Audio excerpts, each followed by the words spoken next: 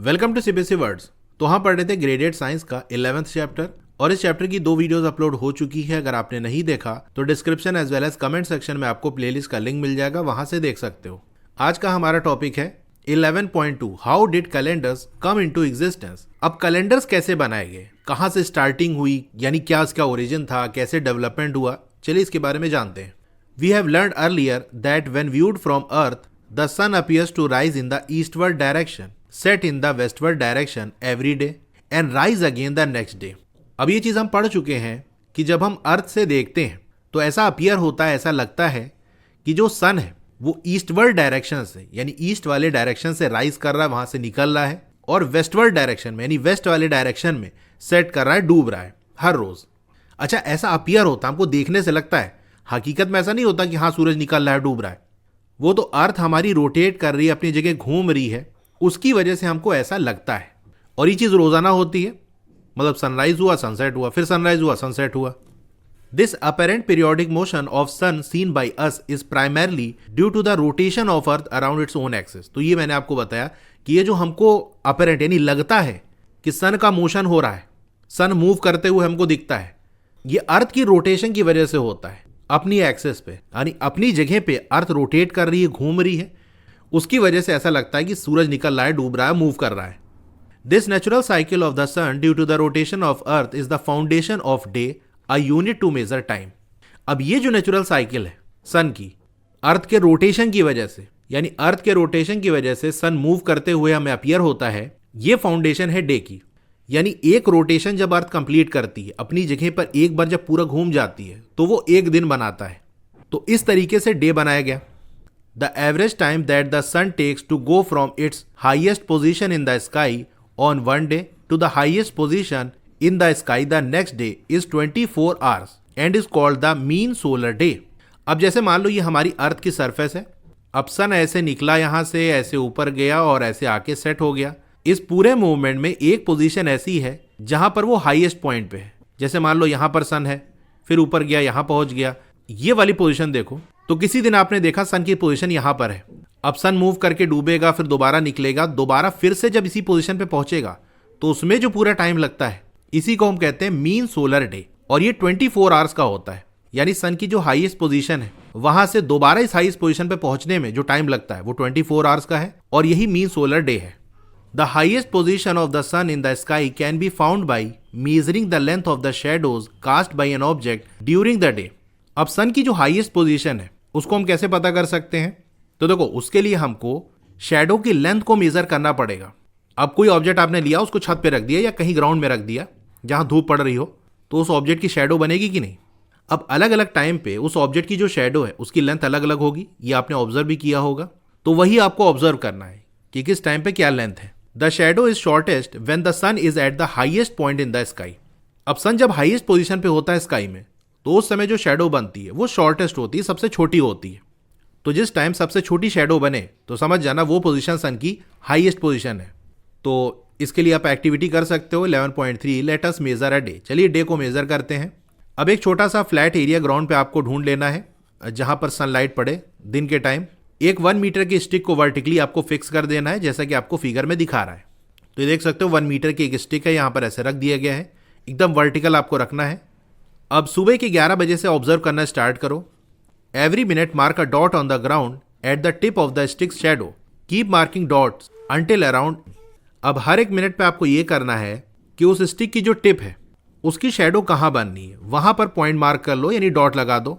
तो जैसे सन इस पोजीशन पे है तो ऐसे लाइट जाएगी और इधर आके ये इसकी शैडो बनेगी। तो इस शैडो की जो टिप है वहां पर आपने डॉट लगा दिया। फिर सन ऐसे मूव करके यहां जब पहुंचा तो इस समय सनलाइट ऐसे जाएगी और इधर कहीं यहां पर शैडो बनेगी, ये इस तरह से। तो ये शैडो कहां पर एंड हो रही है, वहां पर अपने ऐसे पॉइंट लगा दिया। फिर जब सन यहां पहुंचा तो उस समय शैडो इस तरह से बननी है, तो यहां भी जहां पर ये एंड वाला पॉइंट है यहां डॉट लगा दिया। फिर जब यहां पहुंची तो यहां तक शैडो जा रही है, फिर जब सन यहां पर है तो यहां तक है। तो आप देख सकते हो अलग अलग लेंथ आपको ऑब्जर्व होगी। जैसे ये लेंथ हो गई शैडो की, फिर ये वाली, फिर ये। इसमें सबसे छोटी लेंथ शैडो की कहाँ बननी है? तो आप देखोगे पता चलेगा कि ये वाली जो पोजीशन है सन की, जब सन यहां पर है तब शैडो देखो इतनी छोटी से बननी है। तो मतलब ये जो पोजीशन है सन की, ये हाईएस्ट पोजीशन है। तो ऐसे पता चलेगा highest position. Identify when the shadow was shortest and find out it's time bye counting the number of dots. अब आइडेंटिफाई करो, पहचानो कि जो शैडो है वो शॉर्टेस्ट कब है। अब टाइम पता करने के लिए आप डॉट को काउंट कर सकते हो, क्योंकि हर एक मिनट पे आप डॉट लगा रहे हो। तो ऐसे इधर से डॉट लगाना स्टार्ट किया, फिर 1 मिनट के बाद ये लगाया, फिर 1 मिनट के बाद ये लगाया, तो इस तरीके से काउंट कर लो। जैसे यहाँ पर ये वाली डॉट शॉर्टेस्ट है, तो 11 बजे से लगाना स्टार्ट किया, 11:01, 2 मिनट, 3 मिनट, 4 मिनट, तो बदल जाएगा हाँ भैया 11:04 पे जो शैडो है वो शॉर्टेस्ट है। Record this time in table 11.2। Repeat this exercise for next few days. तो इस टाइम को आपको टेबल 11.2 में रिकॉर्ड कर लेना है। कुछ और दिनों तक इस एक्सरसाइज को आप रिपीट करो। Find the duration of the solar day by finding the difference in the time on 2 consecutive days as shown in table 11.2। अब सोलर डे का आप ड्यूरेशन निकालो। कैसे निकालोगे? 2 consecutive डे में टाइम का जो डिफरेंस है, यानी किसी दिन कितने बजे शैडो सबसे छोटी थी वो देख लिया, यानी उस समय सन हाईएस्ट पोजीशन पे होगा। फिर अगले दिन दोबारा जब सबसे छोटी शैडो बनेगी तो वो टाइम क्या था, ये डिफरेंस आपने निकाल लिया, तो यही सोलर डे है। तो ये टेबल में आपको दिया है। तो ये टेबल 11.2 है, finding the duration of a solar day. तो फर्स्ट कॉलम में आपको डेट लिख देना है, सेकंड कॉलम में टाइम ऑफ शॉर्टेस्ट शैडो, सबसे छोटी शैडो किस टाइम पे बनी थी, आर मिनट में आपको ये वैल्यू बतानी है। फिर लास्ट कॉलम में आपको ड्यूरेशन ऑफ डे लिखना है, यानी जो पूरा दिन था उसका ड्यूरेशन क्या है, कितने टाइम का था, ये वैल्यू आर एंड मिनट में आपको देनी है। तो 22 मार्च 2025 को ये ऑब्जर्व किया गया कि जो शॉर्टेस्ट शैडो है वो दिन में 12:20 पे बन रही है। 23 मार्च 2025 को अगेन दिन के 12:20 पे जो शॉर्टेस्ट शैडो है वो बन रही है। तो अब ड्यूरेशन ऑफ डे कितना होगा, कैसे निकालेंगे, ऊपर आपको बताया है कि 22 मार्च और 23 मार्च इन दोनों दिन के अंदर जिस टाइम पे शॉर्टेस्ट शैडो बन रही है उसका गैप कितना है। तो 22 मार्च को दिन के 12:20 से लेके 23 मार्च को दिन के 12:20 के बीच में कितने गैप होगा, 24 आवर्स का होगा। तो यही वैल्यू आपको दी है, 24 आवर्स एंड 0 मिनट। इसी तरह 24 मार्च 2025 इसको रिकॉर्ड किया गया, तो पता चला 12:19 पे जो शैडो वो सबसे छोटी बन रही है। तो यहाँ पर ड्यूरेशन ऑफ डे क्या होगा, तो 23 मार्च को दिन के 12:20 से लेके 24 मार्च को दिन के 12:19, इसके बीच में कितना गैप होगा। देखो 1 मिनट कम पड़ रहा है, अगर ये भी 12:20 होता तो 24 घंटा होता, लेकिन यहाँ पर 24 आवर नहीं होगा बल्कि 23 आवर एंड 59 मिनट, 1 मिनट कम है। तो यही वैल्यू आपको दी है। तो ड्यूरेशन ऑफ डे निकालने के लिए जिस दिन का आप देख रहे हो उसका और उसके एक दिन के पहले टाइम का कितना गैप है वो देख लो, वही वैल्यू आपको मिल जाएगी। इसी तरह अगर 25 मार्च 2025 की बात कर लें तो इस दिन जो शॉर्टेस्ट शैडो बनी थी उसका टाइम था 12:19, 12:19। यहाँ पर ड्यूरेशन ऑफ डे कैसे निकालेंगे, ये वाला दिन और उसके जस्ट पहले वाले दिन, इसमें टाइम का कितना गैप है। 25 मार्च को 12:19 के बीच में 24 आवर्स का गैप है, तो ऐसे लिख देना 24 our and 0 minutes. Find the average duration of day. अब एवरेज ड्यूरेशन आप निकालो, तो ऑन एन एवरेज देखने से यहाँ क्या लग रहा है, वही 24 आवर्स लग रहा है। Is it nearly equal to 24 hours, क्या ये लगभग 24 आवर्स के इक्वल है। यस, क्योंकि देखो यहाँ 24 आवर्स आ रहा है, फिर 23 आवर 59 मिनट, 1 मिनट का फर्क है, यहाँ 24 आवर्स। तो इस तरह से अगर कई सारी वैल्यूज आप निकालोगे और फिर एवरेज निकालोगे तो उसका एवरेज ऑलमोस्ट वही 24 आवर्स बनेगा। यानी एवरेज जो सोलर डे हमारा है वो 24 घंटे का होता है, किसी दिन इससे कम भी हो सकता है, लेकिन ऑन एन एवरेज जब हम निकालेंगे तो वो ऑलमोस्ट 24 ही आएगा। जैसे 24 मार्च को 23 आवर एंड 59 मिनट्स है, किसी दिन हो सकता है 23 आवर 58 मिनट हो, किसी दिन ऐसा हो सकता है कि 24 आवर एंड 1 मिनट, एक आध मिनट ज़्यादा आ जाए, एक आध 2 मिनट कम आ जाए, लेकिन ऑन एन एवरेज यही 24 आवर्स ही बनेगा। तो इसीलिए हम 24 आवर्स लेते हैं। तो ये तो हो गई एक दिन की बात कि एक दिन 24 घंटे का क्यों होता है, वो हमने देख लिया। The phases of the moon give us another natural cycle with a duration that is longer then a day. अब इसी तरह से मून के जो फेजेस हैं वो एक और नेचुरल साइकिल हमको देते हैं, क्योंकि मून का जो फेज है वो साइकिल में रिपीट करता रहता है कि नहीं। अब फुल मून है, कम होते होते होते ये न्यू मून आ जाएगा, एकदम चांद गायब हो जाएगा, फिर से ग्रो होने लगेगा, और ग्रो होते होते तो फिर से फुल मून आ गया। तो ये full moon to full moon, ये पूरी साइकिल चल रही कि नहीं। या फिर new moon to new moon, इस तरह से भी देख सकते हो कि चांद एकदम नहीं दिख रहा, गायब हो चुका है, फिर ग्रो करेगा, फिर पूरा निकलेगा, कम होगा, वापस से फिर गायब हो जाएगा। तो ये पूरी एक साइकिल बनाएगा। तो यहाँ पर एक और साइकिल हमको मिल गई जो बार बार रिपीट कर रही है। तो यहाँ से टाइम का एक और ड्यूरेशन हमको मिल गया जो कि एक दिन से ज्यादा है। The moon takes about 29.5 days, nearly a month, to cycle through all its phases. अब मून को लगभग 29.5 डेज लगता है, यानी 29 दिन पूरा पूरा और आधा दिन और, मतलब लगभग 1 महीना लगता है अपने सारे फेजेस से गुजरने में। The cycle of the phases of moon is the basis for a month. तो ये मून के फेजेस की जो पूरी साइकिल है यहां से मंथ का आइडिया हमको मिला कि मून जब अपने सारे फेजेस से एक बार गुजर जाएगा, एक साइकिल कंप्लीट कर देगा, तो ये जो पूरा ड्यूरेशन होगा इसको हम कहेंगे 1 month. Another unit to measure time. तो इस तरह से एक और यूनिट हमको मिल गई टाइम को मेजर करने की, जो कि क्या है, मंथ है। The next larger unit to measure time is related to natural cycle of seasons. अब इससे बड़ी जो यूनिट है, यानी मंथ से बड़ी जो यूनिट है टाइम को मेजर करने की, वो एक और नेचुरल साइकिल से रिलेटेड है, जो कि किसकी है, natural cycle of seasons. Seasons की जो साइकिल है, सीजन्स भी साइकिल में रिपीट करते रहते हैं कि नहीं। जैसे दिसंबर टू फरवरी का जो मंथ होता है, ये जो 3 महीने होते हैं ये विंटर के होते हैं। फिर मार्च से मई का जो मंथ होता है ये समर सीजन कहलाता है। फिर जून टू सितंबर का जो मंथ होता है वो मॉनसून मंथ कहलाता है। फिर अक्टूबर टू नवंबर का जो मंथ है वो ऑटम सीजन कहलाता है। तो नवंबर के बाद फिर से दिसंबर आ जाएगा, यानी फिर से विंटर आ जाएगा। तो ये सीजन की साइकिल रिपीट करती रहती है, विंटर समर मॉनसून ऑटम, फिर से विंटर समर मॉनसून ऑटम। तो विंटर के स्टार्ट से ऑटम के एंड तक ये पूरा जो ड्यूरेशन है ये 1 ईयर कहलाता है, क्योंकि ऑटम एंड होगा तो फिर से विंटर आ जाएगा और फिर से ये चीजें रिपीट होने लगेगी। तो ये सीजन की नेचुरल साइकिल हो गई। तो इसको भी हमने एक टाइम से डिनोट कर दिया। Do you remember learning earlier that the earth revolves around the sun and takes nearly 365 and a quarter day to complete 1 revolution around the sun. क्या आपको याद है, ये चीज आप पढ़ चुके हो कि जो अर्थ है वो सन के अराउंड रिवॉल्व करती रहती है, सन का चक्कर लगाती रहती है, और एक पूरा रेवोल्यूशन करने में, एक बार सन का पूरा चक्कर लगाने में उसको 365 डेज और क्वार्टर डे, यानी 365 डे हो गया प्लस 1/4 डे और 6 आवर्स भी मान सकते हो, क्योंकि 24 आवर होते हैं एक दिन में, तो इसको 4 से डिवाइड करोगे तो 6 आ जाएगा। तो इतना टाइम लगता है। The Earth undergoes 1 cycle of seasons during this time which can also be use to define a solar year. अब इस टाइम में, यानी 365 डेज प्लस एक क्वार्टर डे और, इसमें क्या होता है, सीजन की एक साइकिल पूरी कंप्लीट होती है और इसी को हम सोलर ईयर भी कहते हैं। तो ये राइट साइड में फिगर 11.8 है। The Earth goes around the sun and moon revolves around the Earth in regular intervals of time.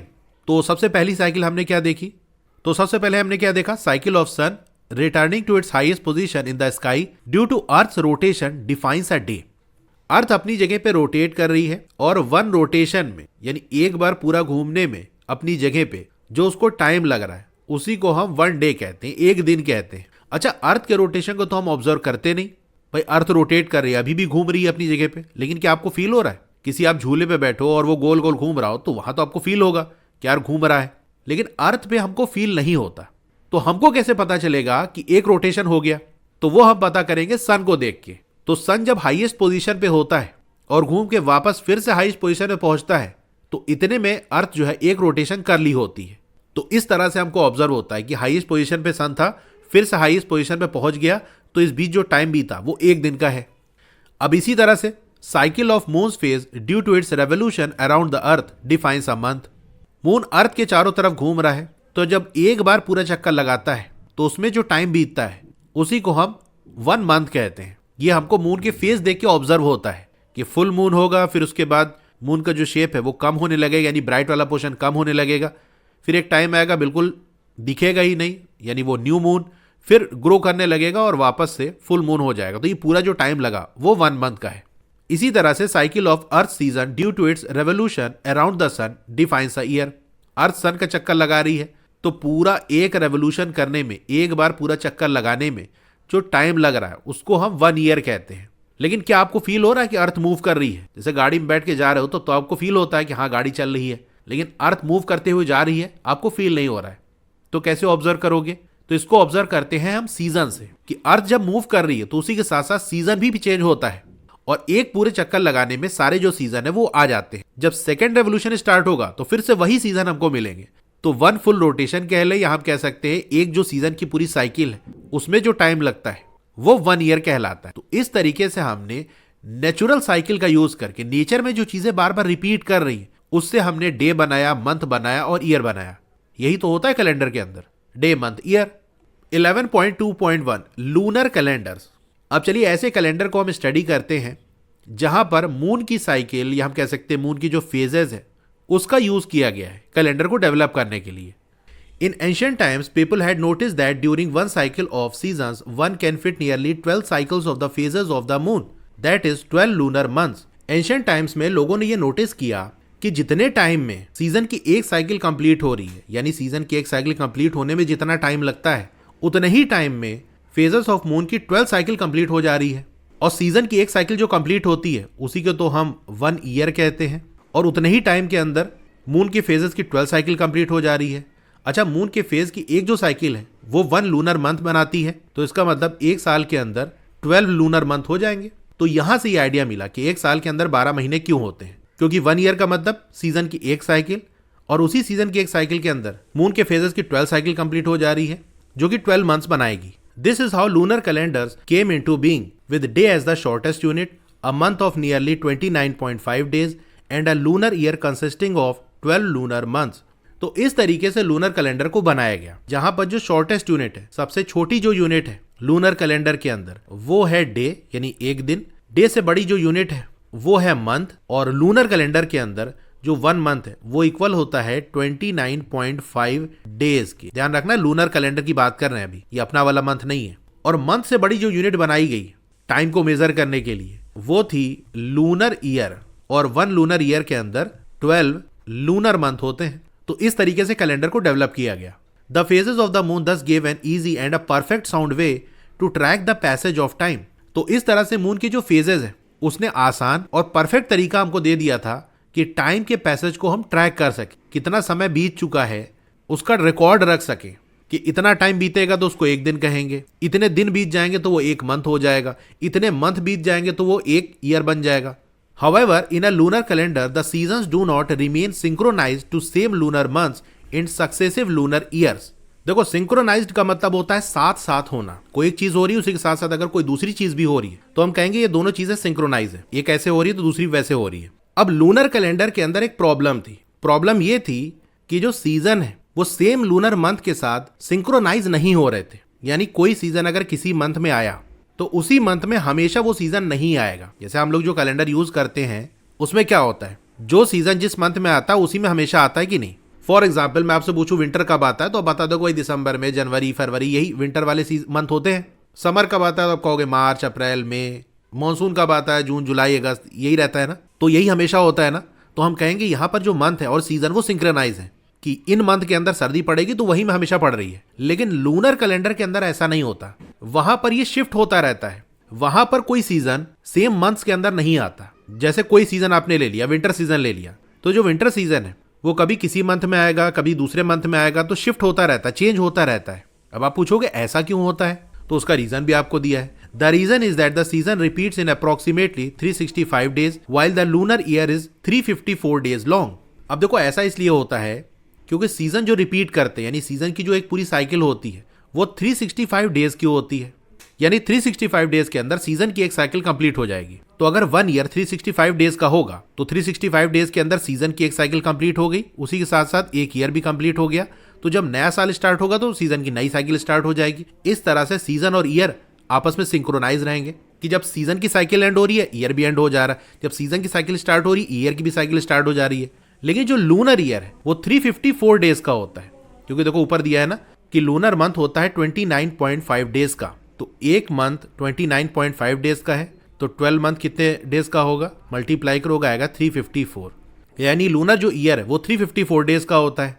अब यहां पर आप देखो कि सीजन की साइकिल कंप्लीट हो रही है 365 डेज में, और लूनर ईयर कंप्लीट हो जा रहा है 354 डेज में, यानी 11 दिन पहले ही नया साल आ जाएगा।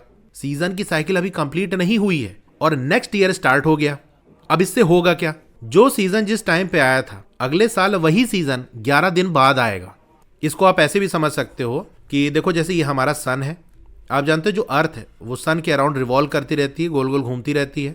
तो जैसे मान लो अर्थ अभी हमारी यहाँ पर है और इस पोजीशन पे अभी जो है वो विंटर सीजन चल रहा है। अब अर्थ सन के अराउंड रिवॉल्व करेगी और घूम के वापस यहाँ पहुंचेगी, और इस वापस पहुंचने में इसको 365 डेज लगेगा।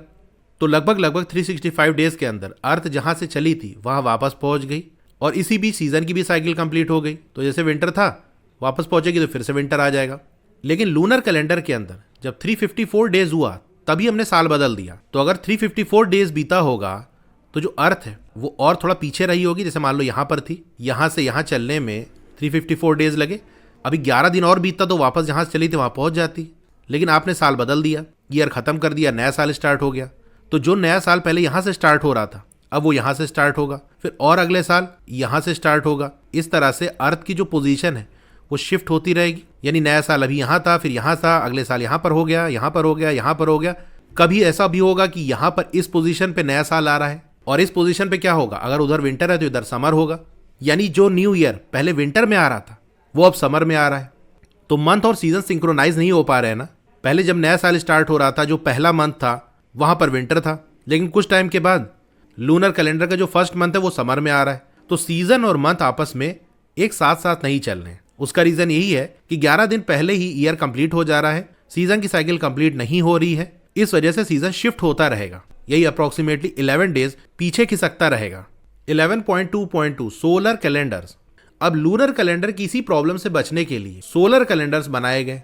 It was important to know the arrival of season for agricultural purposes. अब ये इंपॉर्टेंट था कि सीजन के अराइवल को पता किया जा सके कि कौन सा सीजन कब आएगा एग्रीकल्चरल पर्पसेज के लिए। जैसे खेती करनी है तो जनरली मानसून का इंतजार किया जाता है, तो भैया मानसून किस मंथ में आएगा ये पता होना चाहिए।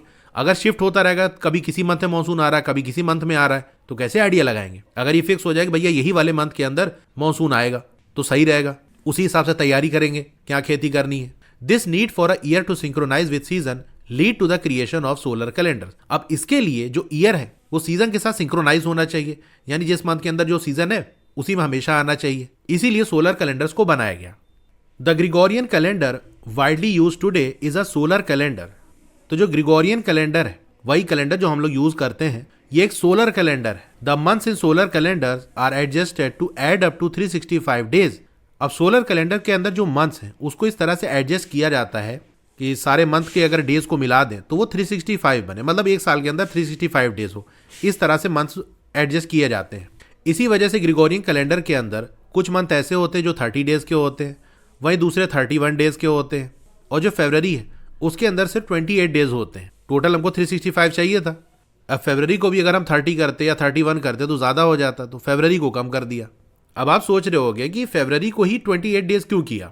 31 डेज वाले 2 मंथ को अगर हम कम कर देते, 30 कर देते, तो वहां से एडजस्ट हो जाता, फरवरी को भी 30 कर देते। तो देखो फरवरी 28 डेज की होगी, ये रोमन्स ने डिसाइड किया था। जो रोमन्स थे ना वो फरवरी को अनलकी मंथ मानते थे, तो इसके डेज को कम कर दिया। On top of the 365 days the earth takes nearly an extra quarter of a day to complete 1 revolution around the sun. अच्छा, ये चीज हमने लास्ट वाले पेज पे अभी देखी थी कि अर्थ को एक रेवोल्यूशन करने में, सन का पूरा एक चक्कर लगाने में सिर्फ 365 डेज नहीं लगते, बल्कि एक एक्स्ट्रा क्वार्टर भी लगता है। मतलब 365 डेज तो पूरा पूरा लगेगा, साथ ही में 1/4 ऑफ द डे ये भी लगेगा। तो 1 डे होता है 24 आवर्स का, इसका 1/4 निकालो, यानी 4 से डिवाइड करो तो आएगा 6 आवर्स। यानी 365 डे प्लस 6 आवर, ये भी अप्रोक्सीमेट ही है लेकिन अभी 6 आवर ही मान के चलो, तो 365 डे और 6 आवर और लगेगा, तब पूरा एक रेवोल्यूशन कंप्लीट होगा। तो अगर 365 डेज पे आप ईयर को चेंज कर दोगे तो उससे प्रॉब्लम ये होगी कि अभी एक फुल रेवोल्यूशन कंप्लीट नहीं हुआ, अभी 6 घंटे बचे हैं, 6 घंटा और बीतेगा तब फुल रेवोल्यूशन होगा, लेकिन 6 घंटा पहले ही आप ईयर चेंज कर दे रहे हो। तो जैसा लूनर कैलेंडर के अंदर प्रॉब्लम हो रही थी वही प्रॉब्लम फिर से हमारे पास आ गई, लेकिन वहां तो 11 दिन का फर्क पड़ रहा था, यहाँ तो 6 आवर का फर्क पड़ रहा है, तो उससे तो बेहतर ही है। लेकिन इस प्रॉब्लम से भी डील कर लिया गया। उसके लिए क्या किया गया, these extra hours add up to approximately 1 day every 4 years. अब मेरे को ये बताओ कि ये जो 6 आवर है ये एक साल में बच जाएगा, अगले साल फिर से 6 आवर, फिर उसके बाद 6 आवर, 4th ईयर 6 आवर, तो 4 साल में ये जो 6 आवर बच रहा है इसको आप मिला दो तो 6 4 जा 24, यानी ये बन जाएगा टोटल 24 आवर, और 24 आवर मतलब 1 डे। तो आपके पास एक दिन एक्स्ट्रा आ जाएगा। हर साल 6-6 घंटा बच रहा है, तो 4 साल में 24 आवर्स एक्स्ट्रा हो जाएगा, जो कि एक दिन बनाता है। तो ये जो एक दिन एक्स्ट्रा है इसको हर 4 साल में हम ऐड कर देते हैं। To adjust for this solar calendars add an extra day every 4 years using the concept of a leap year. तो इसी को एडजस्ट करने के लिए, जो 6 घंटा एक्स्ट्रा आ रहा है इसको एडजस्ट करने के लिए हर 4 साल में एक एक्स्ट्रा डे को हम ऐड कर देते हैं लीप ईयर का कॉन्सेप्ट यूज करके। यानी लीप ईयर में जो फरवरी है वो 29 डेज की होती है, मतलब एक दिन एक्स्ट्रा हो जाता है, और लीप ईयर में टोटल 366 डेज होते हैं। अब देखो अगर हम ऐसा ना करते और हर साल 6 घंटा और ऐड कर देते कि भैया 6 घंटा और बीतेगा तब नया साल आएगा, तो दिक्कत ये होती कभी रात के 12 बजे नया साल आ रहा है, कभी सुबह के 6 बजे आ रहा है, कभी दोपहर के 12 बजे आ रहा है, कभी शाम के 6 बजे आ रहा है। फिर ये जो एक्स्ट्रा 6 घंटा है इस दिन को आप क्या कहते, इसको कैसे एडजस्ट करते। तो इन सारी प्रॉब्लम से बचने के लिए ये किया गया कि भैया 3 साल तो हम कुछ नहीं करेंगे, ये 6 घंटा कलेक्ट करते रहेंगे, फिर जब ये पूरा एक दिन बना लेगा तो 4th ईयर में इसको जोड़ देंगे तो सही रहेगा। In the Gregorian calendar if a year is divisible by 4 then an extra leap day is added. अब ग्रिगोरियन कैलेंडर के अंदर अगर कोई ईयर 4 से डिविजिबल है तो उस ईयर को हम लीप ईयर कहेंगे और उस लीप ईयर में एक एक्स्ट्रा लीप डे हम ऐड कर देंगे जो कि फरवरी वाले मंथ के अंदर एडजस्ट करते हैं। तो जैसे ईयर 2024 2024 का जो साल है ये 4 से डिविजिबल है, इसीलिए 2024 है वो लीप ईयर था। इसके बाद आएगा 2028, ये लीप ईयर होगा क्योंकि 2028 ये 4 से डिविजिबल है। So in a leap year February has 29 days which keeps the calendar well synchronised with the seasons. तो ये जो 6 आवर का डिफरेंस आ रहा है ये वैसे तो इतना नहीं समझ में आएगा भाई 6 घंटे में सीजन कितना ही चेंज हो जाएगा, लेकिन जब काफी साल बीत जाएगा तो ये 6 घंटा देख सकते हो 4 साल में ये पूरा एक दिन बना ले रहा है और 40 ईयर्स में ये 10 दिन बना लेगा, 400 ईयर में ये 100 दिन बना लेगा। तो काफी ज्यादा डिफरेंस हो जाएगा जब हम लॉन्ग टर्म में इसको देखेंगे। तो इसी प्रॉब्लम से बचने के लिए एडजस्टमेंट हम करते रहते हैं। A step further the earth takes slightly less time than 365 and a quarter day to go from one spring equinox to the next spring equinox. ये सन है, अर्थ सन के अराउंड रिवॉल्व करती है, तो अलग अलग टाइम पे अर्थ अलग अलग लोकेशन पे होगी। यानी किसी टाइम पे अर्थ यहाँ कहीं होगी, फिर मूव करके किसी टाइम पे यहाँ पहुँच जाएगी, फिर कुछ टाइम के बाद इस पोजीशन पे पहुँच जाएगी, एक टाइम आएगा जब यहाँ पहुँच जाएगी। अर्थ जब इस पोजीशन पे होती है तो उसको हम कहते हैं स्प्रिंग इक्विनॉक्स। अच्छा, ये जो मैं ड्रॉ कर रहा हूँ ना ये नॉर्दर्न हेमिस्फीयर के हिसाब से ड्रॉ कर रहा हूँ, मतलब बेसिकली ऐसे समझो कि इंडिया के हिसाब से ड्रॉ कर रहा हूँ, क्योंकि जो सीजन्स है ना वो डिपेंड करते हैं कि आप नॉर्दर्न हेमिस्फीयर में हो कि सदर्न हेमिस्फीयर में हो। फॉर एग्जाम्पल जब इंडिया में समर होता है तो ऑस्ट्रेलिया में विंटर होता है, इसी तरह से जब ऑस्ट्रेलिया में विंटर होता है तो इंडिया में समर होता है, क्योंकि इंडिया नॉर्दर्न हेमिस्फीयर में है और ऑस्ट्रेलिया सदर्न हेमिस्फीयर में है। तो अर्थ जब इस पोजीशन पे है तब स्प्रिंग इक्विनॉक्स होगा। अच्छा, इक्विनॉक्स का मतलब होता है जब डे और नाइट इक्वल हो। जैसे हमारा एक दिन 24 आवर्स का होता है, तो जब दिन 12 घंटे का हो और रात भी 12 घंटे की हो, यानी डे और नाइट की जो ड्यूरेशन है वो इक्वल है, तो वही इक्विनॉक्स कहलाता है। ऐसा 2 बार साल के अंदर होता है जब डे और नाइट की जो वैल्यू है वो इक्वल होती है। एक जब स्प्रिंग इक्विनॉक्स होता है और ये करीब वही 20 to 21 मार्च में अराउंड होता है, मतलब 20 तारीख हो सकती है, 21 तारीख हो सकती है, कभी कभी 19 भी होती है, लेकिन आपको इतना नहीं जानना। और एक होता है ऑटम इक्विनॉक्स, वहां पर भी दिन और रात बराबर होते हैं, वो यहां होता है, उसको मैं नहीं लिखा रहा हूं, उसकी जरूरत नहीं है। तो अर्थ जैसे ये वाली पोजीशन पे है, सन के अराउंड ये रिवॉल्व करेगी ऐसे घूम के, वापस जब यहां आ जाएगी तो इसमें जो पूरा टाइम लगा यही हमारा 1 ईयर कहलाता है। यानी अर्थ स्प्रिंग इक्विनॉक्स से घूम के वापस स्प्रिंग इक्विनॉक्स में आ गई तो ये 1 साल हो गया। तो यहां पर ये कह रहा है कि अर्थ एक स्प्रिंग इक्विनॉक्स से जो नेक्स्ट वाला स्प्रिंग इक्विनॉक्स है इसमें जाने में जो टाइम लगाती है वो exactly 365 debt plus quarter day नहीं होता, जिसको मैंने आपको निकाल के दिखाया था कि 365 डे प्लस 6 आवर्स। तो एग्जैक्टली 6 आवर नहीं होता, बल्कि इससे भी कम होता है। अगर एग्जैक्ट वैल्यू मैं आपको बताऊं तो ये एक्चुअली 365 डे तो पूरा पूरा plus 5 hour plus 48 minute plus 45 second, ये एग्जैक्ट वैल्यू है। तो ये जो हम कंसीडर करके चल रहे थे कि हर साल 6 आवर एक्स्ट्रा बच जा रहा है, 4 साल में ही 24 आवर बन जाएगा, यानी एक दिन, यही एक्स्ट्रा वाला एक दिन हम लीप ईयर में ऐड कर देंगे और चीजें सही हो जाएंगी। लेकिन आपने देखा कि ये एग्जैक्टली 6 आवर नहीं होता जो कि एक्स्ट्रा बचता है, बल्कि अगर एग्जैक्ट फिगर देखें ये तो 6 आवर अप्रॉक्सीमेट लगभग हम मान के चल रहे हैं, लेकिन एग्जैक्ट वैल्यू देखें तो ये 365 plus 5 hour 48 minute and 45 second, ये इतना एक्स्ट्रा बचता है। आपने हर साल 6 आवर एक्स्ट्रा ऐड कर दिया, जबकि 6 आवर एक्स्ट्रा नहीं हो रहा था, 5 आवर 48 मिनट 45 सेकेंड हो रहा था, आपने ज्यादा ऐड कर दिया। कितना एक्स्ट्रा आपने ऐड कर दिया, तो 6 आवर और 5 आवर 48 मिनट 45 सेकेंड इसका गैप देख लो, तो ये लगभग बनेगा 11 मिनट एंड 15 सेकेंड, यानी हर साल इतना एक्स्ट्रा आप ऐड कर दे रहे हो। अब वैसे देखा जाए तो यार इतना ज्यादा नहीं है, पूरे साल में सिर्फ 11 मिनट 15 सेकेंड का ही तो फर्क आ रहा है। यही अगर हम 100 साल में देखें तो ये डिफरेंस काफी ज्यादा हो जाएगा कि नहीं। जब डिफरेंस ज्यादा हो जाएगा तो सीजन का जो सिंक्रोनाइजेशन है वो बिगड़ जाएगा। मतलब यहाँ तो चलो 11 मिनट का ही फर्क पड़ रहा था, एकदम घड़ी देख के थोड़ी ना सीजन आता है कि इतने बजे विंटर स्टार्ट हो जाएगा, इतने बजे समर स्टार्ट हो जाएगा, थोड़ा सा इधर उधर कुछ मिनट हो गया तो उससे दिक्कत नहीं है। लेकिन यही जो एक्स्ट्रा 11 मिनट 15 सेकेंड है, जब काफी लंबे समय तक एक्स्ट्रा ऐड होता चला जाएगा 100 ईयर्स के अंदर, तो ये डिफरेंस क्रिएट कर देगा। तो इसको करेक्ट करने के लिए कि हमने जो ज्यादा ऐड कर दिया है हमको थोड़ा सा कम करना पड़ेगा, तो हम क्या करते हैं उसके लिए, adding a day every 4 years helps to synchronize with the seasons but it actually adds a little too much over time. अब हर 4 साल में जो एक दिन एक्स्ट्रा हम ऐड करते हैं लीप ईयर में, उससे सीजन और ईयर को सिंक्रोनाइज करने में हेल्प तो होती है, लेकिन जैसा मैंने आपको बताया कि ये जो हर 4 साल पे एक दिन एक्स्ट्रा ऐड कर रहे हैं, एक्चुअल में ये एक्स्ट्रा एक दिन नहीं बनता, उससे थोड़ा कम ही रहता है, क्योंकि 6 आवर पर ईयर हम कंसीडर करके चलते हैं तो 4 साल में 24 आवर बन जाता है, लेकिन एक्चुअल में 6 आवर तो होता नहीं, बल्कि 5 आवर 48 मिनट एंड 45 सेकेंड होता है। तो मतलब हर साल 11 मिनट 15 सेकेंड एक्स्ट्रा ऐड हो जा रहा है। तो वैसे तो ये छोटी सी वैल्यू है, लेकिन टाइम के साथ साथ ये वैल्यू ऐड अप होते होते इंक्रीज हो जाती है। जैसे मान लो एक बड़ा सा टैंक है, उसके अंदर पानी भरा हुआ है और कहीं से थोड़ा सा लीक है, एक एक बूंद पानी गिर रहा है, तो वैसे तो आप कह सकते हो कि बहुत ज़्यादा लीक तो कर नहीं रहा, एक एक बूंद ही तो गिर रही है, लेकिन आप जानते हो कि एक टाइम आएगा वो टंकी पूरी खाली हो जाएगी। तो इसी तरह से ये जो 11 मिनट 15 सेकेंड एक्स्ट्रा ऐड हो रहा है, ये काफ़ी लंबे टाइम तक जब ऐड होता चला जाएगा तो इसकी वैल्यू बड़ी हो जाती है। To fix this leap years are skipped every 100 years। अब इसको फिक्स करने के लिए कि हमने जो एक्स्ट्रा ऐड कर दिया, हर 100 साल में लीप ईयर को हम स्किप कर देते हैं।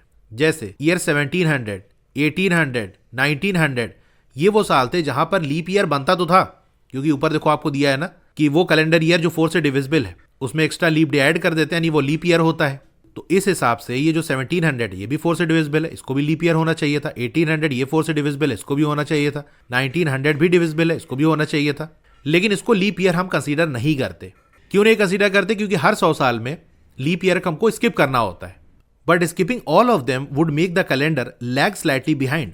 लेकिन अगर इनमें से सारे को आप स्किप कर दोगे, यानी ये जो सेंचुरी वाले ईयर है 1700, 1800, 1900, 2000, इन सबको ही अगर आप स्किप कर दोगे तो इसकी वजह से कैलेंडर फिर से थोड़ा पीछे हो जाएगा, लैग कर जाएगा। अब आपको ऐसा क्यों? देखो, जैसे मैंने आपको बताया कि हर 4 साल में जो एक दिन एक्स्ट्रा हम ऐड करते हैं वही लीप ईयर वाला, उसकी वजह से 11 मिनट 15 सेकेंड ये एक्स्ट्रा ऐड हो जाता है हर साल। इसी को कम करने के लिए हर 100 साल पे हम लीप ईयर को स्किप कर देते हैं। लेकिन ये जो 11 मिनट 15 सेकेंड है ये 100 ईयर में लगभग बनाता है 18 to 19 आवर्स। मतलब 100 साल के अंदर 18 से 19 घंटा, मतलब एग्जैक्ट अगर वैल्यू बताऊं तो ये होता है 18.75 आवर्स। इतना घंटा एक्स्ट्रा ऐड हो रहा है तो भैया इतना ही घंटा कम करो ना, एक दिन क्यों कम कर दे रहे हो? अगर एक दिन कम कर दोगे तो जरूरत से ज्यादा कम हो जाएगा, फिर से इसको एडजस्ट करना पड़ेगा। तो इसके लिए हम क्या करते हैं, so every 400 years a leap year is again added back. तो हर 400 साल पे लीप ईयर को फिर से हम वापस लाते हैं। मतलब जो ऊपर अभी हमने देखा कि हर 100 साल पे लीप ईयर को हम स्किप कर देते हैं, तो 1700 लीप ईयर होना चाहिए था क्योंकि ये 4 से डिविजिबल है, लेकिन हमने उसको लीप ईयर नहीं माना। इसी तरह 1800, 1900, लेकिन इस तरह से हम स्किप कर रहे हैं तो फिर से कैलेंडर पीछे हो जा रहा है। कैलेंडर को आगे लाने के लिए प्रॉपर सिंक्रोनाइज रहे, इसके लिए हम हर 400 साल पे ये जो सेंचुरी वाले ईयर है उसमें वापस से लीप ईयर को हम ऐड कर देते हैं। मतलब 1700, 1800, 1900, इसी हिसाब से जो ईयर 2000 है उसको भी लीप ईयर नहीं होना चाहिए था, लेकिन उसको हम लीप ईयर मानते हैं इसी को एडजस्ट करने के लिए, लाइक इन 1600 एंड 2000। तो ईयर 1600 ये भी सेंचुरी ईयर है जैसा कि 1700, 1800 और 1900 है, लेकिन ये लीप ईयर होता है। These careful corrections keep the calendar closely matched with seasons over long periods of time. तो ये जो केयरफुल करेक्शन हम करते रहते हैं कैलेंडर के अंदर, इसकी वजह से जो हमारा कैलेंडर है वो सीजन के साथ मैच रहता है एक लंबे टाइम तक के लिए।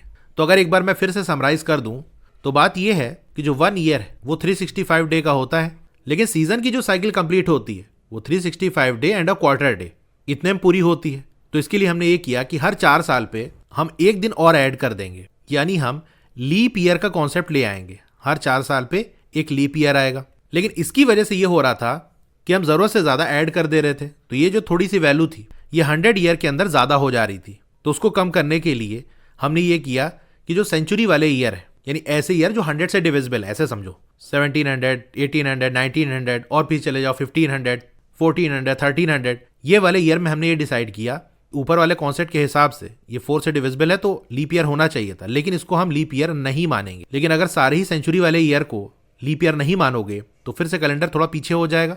तो फिर उसके लिए ये किया गया कि हर 400 ईयर पे हम जो सेंचुरी वाले ईयर है उसको लीप ईयर मान लेंगे। तो इस तरह से अगर एक्स्ट्रा हो जाए तो कम कर दो, कम हो रहा है तो एक्स्ट्रा कर दो, ये एडजस्टमेंट किया जाता है। आई होप ये चीज आपको समझ में आई होगी। A step further, as we learn earlier, seasons are caused by Earth's revolution around the sun and its movement from spring equinox to winter equinox and back. अब जैसा कि आप पहले पढ़ चुके हो, यानी क्लास 6 या 7th में ये चीज़ें दी हैं कि जो सीजन्स हैं वो अर्थ के रेवोल्यूशन की वजह से आते हैं। यानी अर्थ सन के चारों तरफ घूम रही है, अलग अलग टाइम पे अलग अलग पोजीशन में होगी। जब अलग अलग पोजीशन पे होगी तो अलग अलग सीज़न हमको देखने को मिलेंगे। हालांकि सीज़न का जो एक्चुअल रीज़न है वो इस वजह से क्योंकि अर्थ की जो एक्सिस ऑफ रोटेशन है, अर्थ भी अपनी जगह पे घूम रही है ना, वो एक्सिस थोड़ी टिल्ट है, तो उसके टिल्ट होने की वजह से और अर्थ के रेवोल्यूशन की वजह से ये दोनों चीज़ें मिलाकर सीज़न को कॉज करती हैं। तो अर्थ का जो मूवमेंट है स्प्रिंग इक्विनॉक्स से लेके विंटर इक्विनॉक्स ये तो मैं पहली बार सुन रहा हूँ। आई थिंक यहाँ पर विंटर इक्विनॉक्स ये थोड़ा सही नहीं लग रहा है, क्योंकि स्प्रिंग इक्विनॉक्स होता है, ऑटम इक्विनॉक्स होता है। एक बार वही मार्च में इक्विनॉक्स होता है तो वो स्प्रिंग इक्विनॉक्स हो गया, और एक बार सितंबर में होता है तो सितंबर में कोई विंटर तो रहता नहीं, वो तो ऑटम सीजन होता है, तो ऑटम इक्विनॉक्स होना चाहिए। खैर यहाँ पर जब तक एनसीईआरटी खुद से करेक्शन ना करे तो मैं यहाँ पर करेक्शन नहीं कराऊंगा। अगर आपके स्कूल टीचर करेक्शन कराते हैं तब तो ठीक है, अदरवाइज जैसा लिखा हुआ है वैसे ही कंसीडर करके चलना। बट मैं आपको बता दे रहा हूँ कि विंटर इक्विनॉक्स जैसा नहीं होता कुछ, स्प्रिंग इक्विनॉक्स होता है, ऑटम इक्विनॉक्स होता है।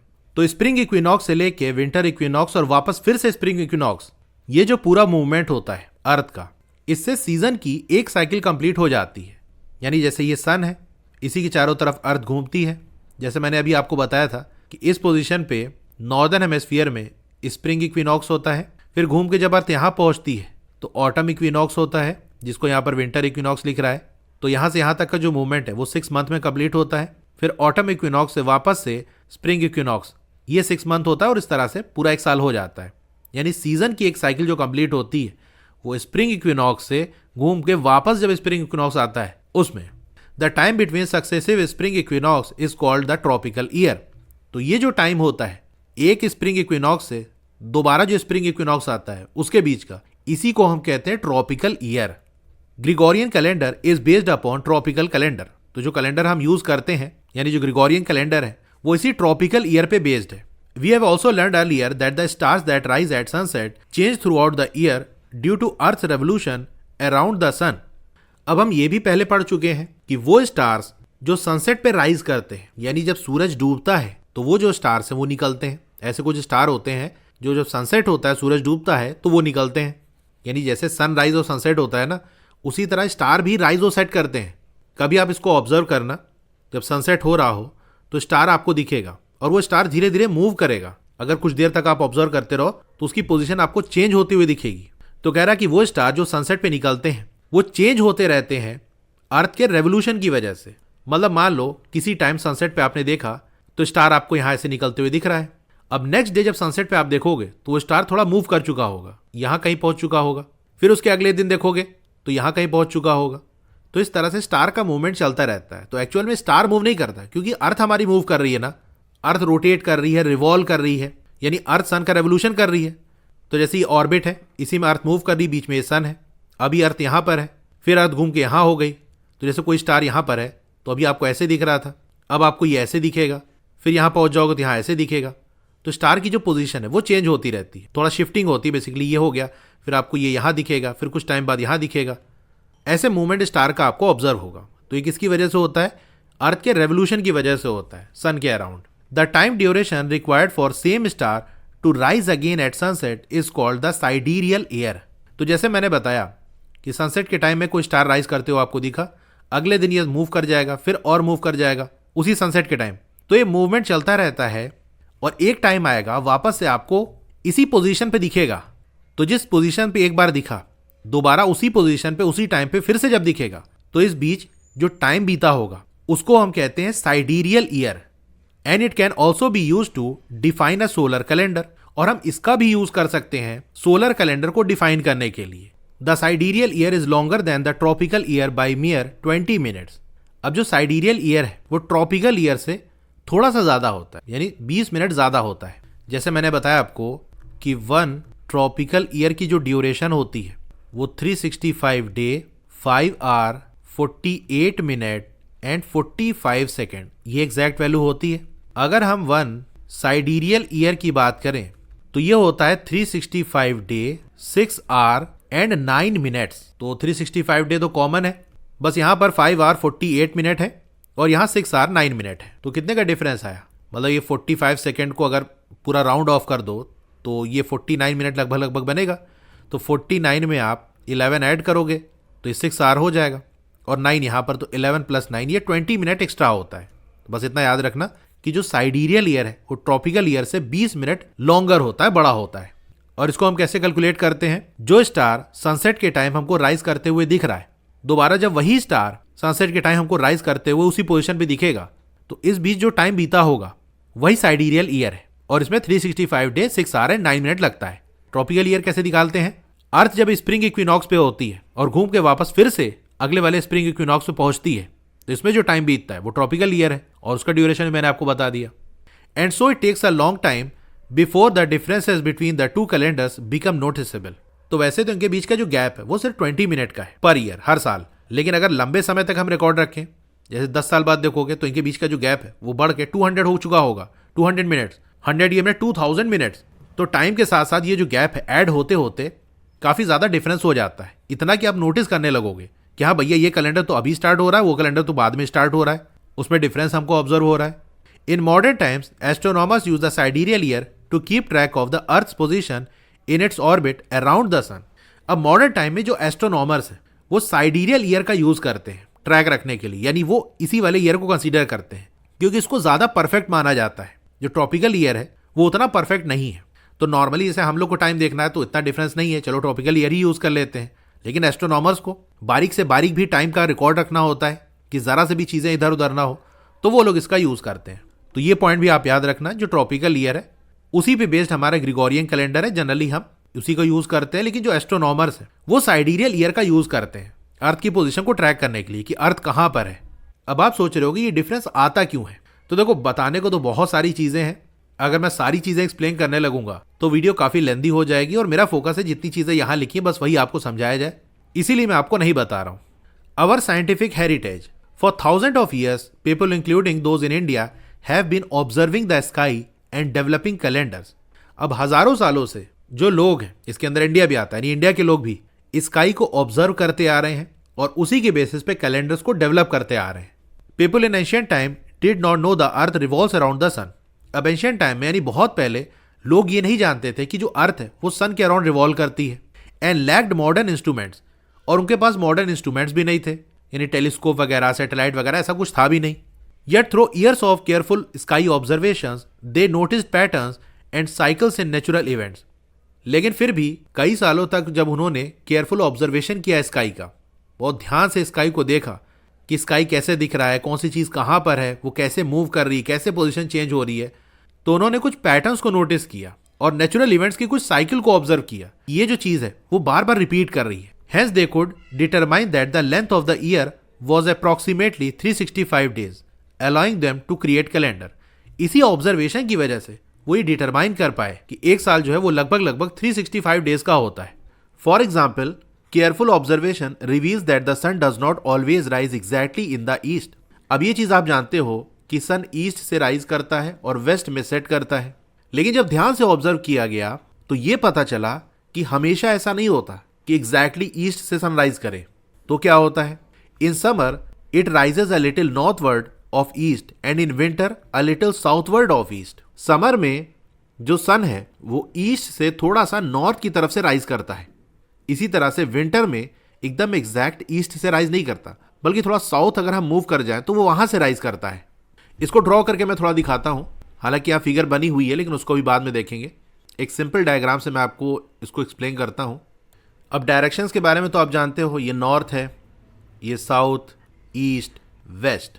अगर इस डायरेक्शन को हम रोटेट कर दें, यानी ऐसे 90 डिग्री का रोटेट कर दें, तो नॉर्थ यहाँ से यहाँ आ जाएगा।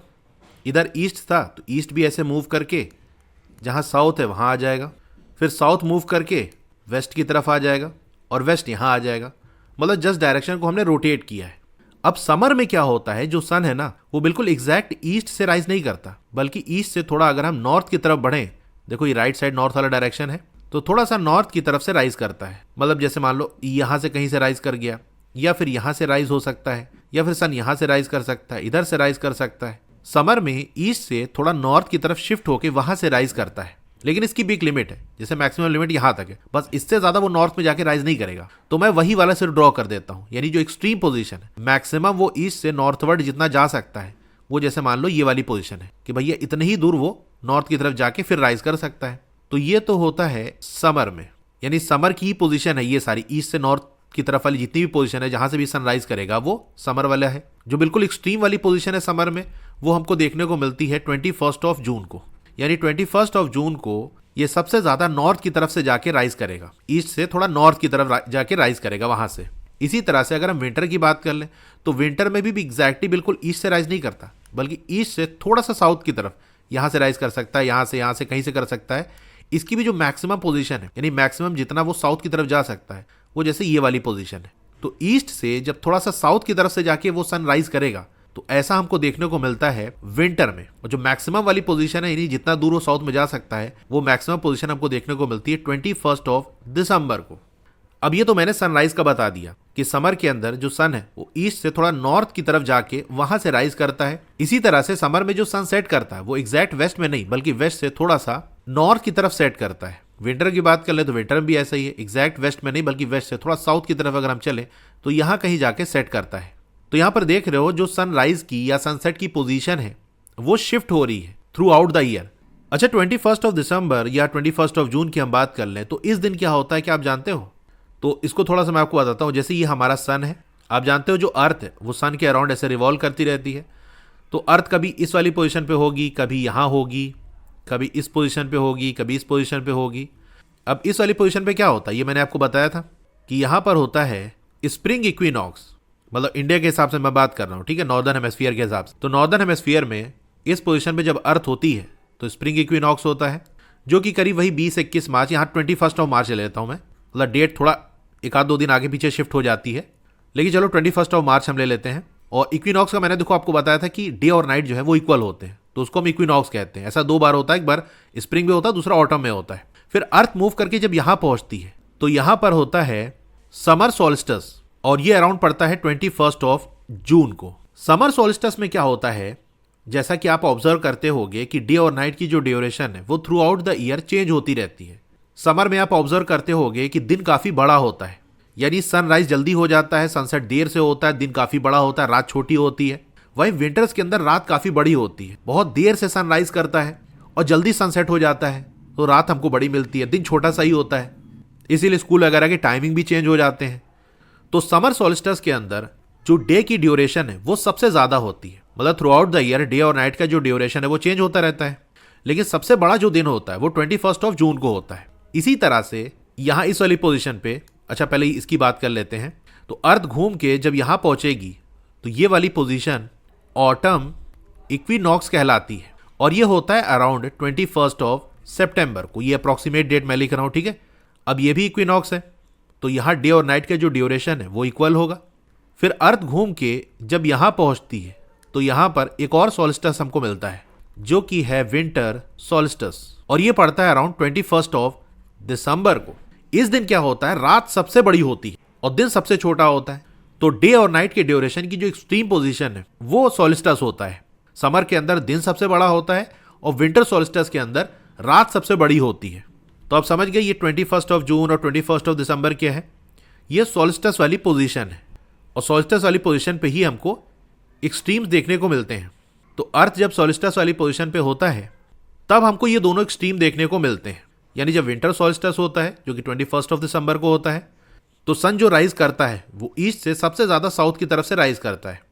वही जब समर सोल्स्टिस होता है तो जो सन है वो ईस्ट से थोड़ा सा नॉर्थ की तरफ से राइज करता है, और ये मैक्सिमम पोजीशन है, इससे आगे वो नॉर्थ में जाके राइज नहीं करता। अच्छा, जब इक्विनॉक्स होता है तो उस टाइम जो सन राइज करता है वो एग्जैक्ट ईस्ट से करता है, यानी स्प्रिंग इक्विनॉक्स और ऑटम इक्विनॉक्स में ये यहाँ से बिल्कुल ईस्ट से राइज करेगा और बिल्कुल वेस्ट में जाके ये सेट करेगा, ठीक है। तो ये पूरा आइडिया आई थिंक आपको मिल गया होगा। तो ये ऑब्जर्वेशन से समझ में आया, जब ऑब्जर्व किया तो पता चला यार सन जो है वो जहाँ से राइज कर रहा है वो पोजीशन शिफ्ट हो रही है, कभी वो ईस्ट से थोड़ा सा नॉर्थ की तरफ चला जा रहा है, कभी वो ईस्ट से थोड़ा साउथ की तरफ चला जा रहा है, और थ्रू आउट द ईयर ये मूवमेंट चलता रहता है। जब विंटर से समर आएगा तो साउथ से नॉर्थ, जैसा कि आप यहाँ देख सकते हो, विंटर से अगर समर की तरफ बढ़ें तो साउथ से नॉर्थ हो जाएगा। जब समर से वापस से विंटर आता है तो सनराइज की जो पोजीशन है वो नॉर्थ से साउथ की तरफ शिफ्ट हो जाती है। इस पोजीशन शिफ्टिंग का भी नाम रखा गया, वो भी हम देखेंगे क्या है। हाँ, तो ये मैंने आपको बता दिया कि समर के अंदर जो है वो थोड़ा सा ईस्ट से नॉर्थवर्ड डायरेक्शन से राइज करता है सन, और विंटर के अंदर सनराइज जो करता है वो थोड़ा सा ईस्ट से साउथवर्ड डायरेक्शन से राइज करता है। These extremes happen on the solstices. अब ये एक्सट्रीम्स कब होती है? सोलिस्टिसेस में, यानी अराउंड वही 21st of June and 21st of December each year. ये भी मैंने आपको बता दिया। The sun's apparent northward movement from December to June is called Uttarayan. अब सन का ये जो अपेरेंट मूवमेंट है, देखो एग्जैक्ट सन का मूवमेंट नहीं हो रहा है, ये जो ऑब्जर्वेशन हमको हो रहे हैं वो अर्थ के मूवमेंट की वजह से हो रहे हैं। ये देखो ये वाला डायग्राम मैंने आपको बना के दिखाया ना, अर्थ चारों तरफ ऐसे मूव कर रही है, तो अलग अलग पोजीशन पे हमको कभी सोलिस्टिसेस मिल रहे हैं, कभी इक्विनॉक्स मिल रहे हैं। तो ये शिफ्टिंग इसकी वजह से, क्योंकि अर्थ मूव कर रही है। सिर्फ हमको देखने से ऐसा लगता है कि सन की पोजीशन चेंज हो रही है, सनराइज और सनसेट की जो पोजीशन है वो चेंज हो रही है। इसीलिए कह रहा है कि ये जो अपेरेंट नॉर्थवर्ड मूवमेंट है, यानी नॉर्थ की तरफ वाला मूवमेंट, या हम कह सकते हैं साउथ से नॉर्थ की तरफ जो मूवमेंट हो रहा है, जो कि कब हो रहा है? दिसंबर टू जून। ये नीचे जो मैंने फिगर बनाई थी देखो, दिसंबर टू जून, ये मूवमेंट किधर हो रहा है? साउथ से नॉर्थ की तरफ, या हम कह सकते हैं नॉर्थवर्ड जो मूवमेंट है, इसका नाम क्या रखा गया है? उत्तरायण। तो यहां मैं लिख देता हूं, दिसंबर से जून ये सन का जो मूवमेंट है, सनराइज की जो पोजीशन शिफ्ट हो रही है, ये है Uttarayan. And its apparent southward movement from June to December is Dakshinayan. और ये जो अपेरेंट मूवमेंट है साउथवर्ड की तरफ, और ये कब होगा? जून टू दिसंबर, इसको दक्षिणायन कहते हैं।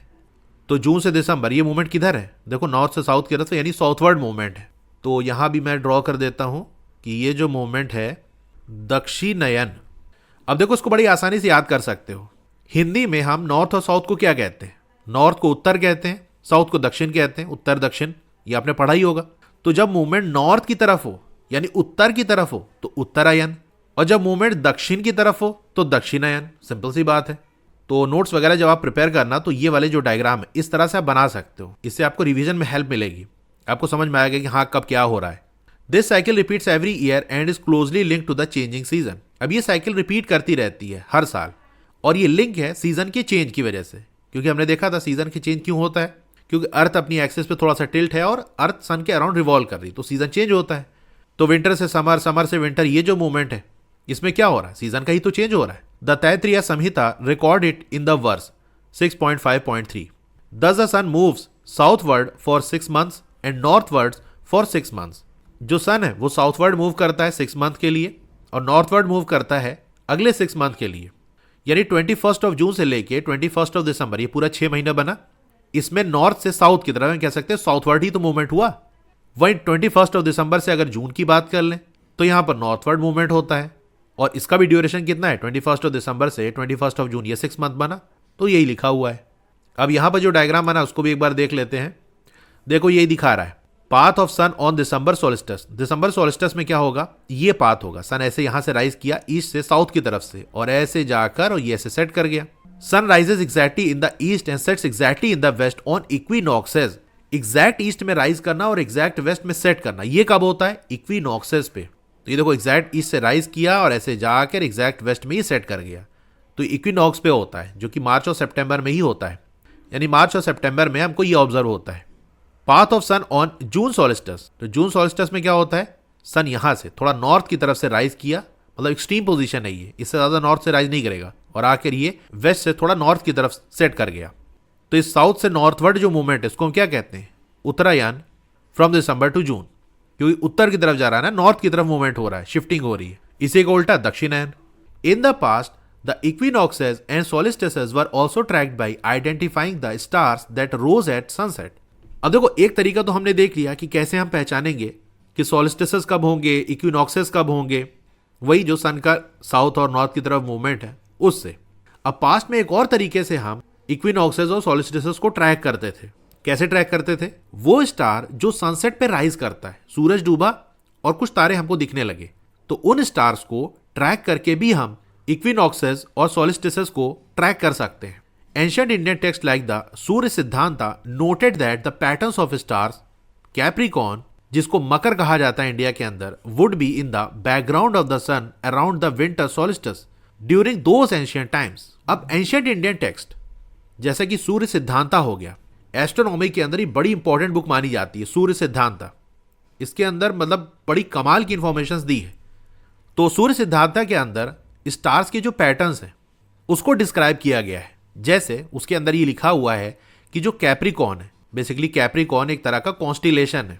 कॉन्स्टिलेशन के बारे में आपने जूनियर क्लासेस में पढ़ा होगा कि देखो जैसे आप आसमान में रात में देखो तो आपको स्टार्स दिखेंगे, लेकिन वो सारे स्टार आपको लगभग एक ही जैसे दिख रहे हैं, तो अगर किसी स्टार को ट्रैक करना है कि ये स्टार अभी यहाँ पर है, अगले दिन कहाँ होगा, अलग अलग टाइम पे इसकी पोजीशन क्या होगी, तो ऐसे आप ट्रैक नहीं कर सकते क्योंकि आप पहचान ही नहीं पाओगे कौन वाले स्टार को हमने कल देखा था। तो उसके लिए क्या करते हैं, कुछ स्टार का जो ग्रुप है उसको मिलाकर एक पैटर्न बना लेते हैं।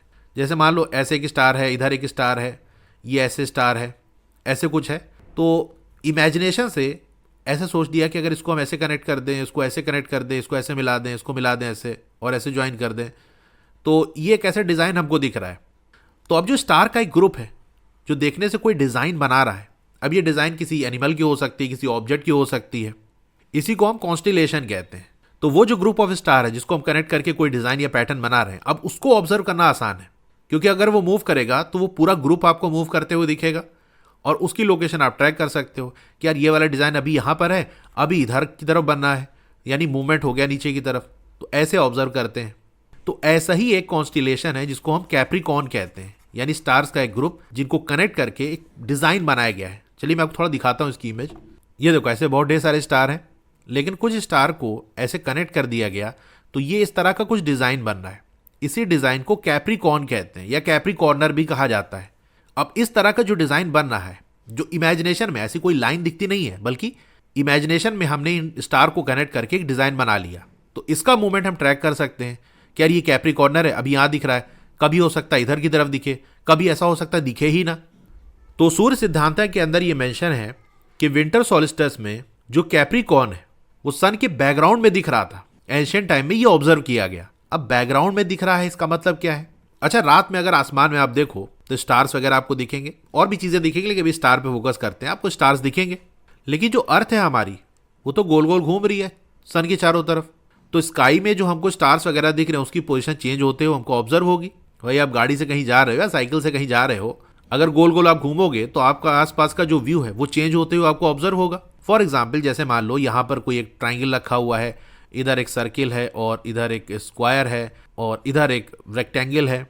अब आप ऐसे गोल गोल घूम रहे हो और बाहर की तरफ देख रहे हो, तो जब यहाँ पर होगे इस पोजीशन पे तो इधर आपको एक ट्राइंगल दिखेगा, यहाँ पर आ जाओगे तब आपको स्क्वायर दिखेगा, इधर कहीं होगे बाहर की तरफ देखोगे तो आपको रेक्टेंगल, यहाँ पर होगे तो आपको सर्किल दिखेगा। हालांकि ये जो शेप है वो तो अपनी जगह है, लेकिन क्योंकि आप घूम रहे हो ना, तो कभी आपको ये दिखेगा, कभी ये दिखेगा, कभी ये दिखेगा। मान लो इस वाली पोजीशन से आप थोड़ा तिरछा देखो तब जाके आपको स्क्वायर दिखेगा, वहीं ये वाली पोजीशन में सीधा ऊपर। तो अगर गोल गोल आप घूम रहे हो तो आसपास की जो चीज़ें हैं वो आपको मूव होते हुए ऑब्जर्व होंगी। अब इसी तरह से क्योंकि हमारी अर्थ मूव कर रही है तो जो स्टार्स वगैरह है वो हमको मूव करते हुए ऑब्जर्व होंगे।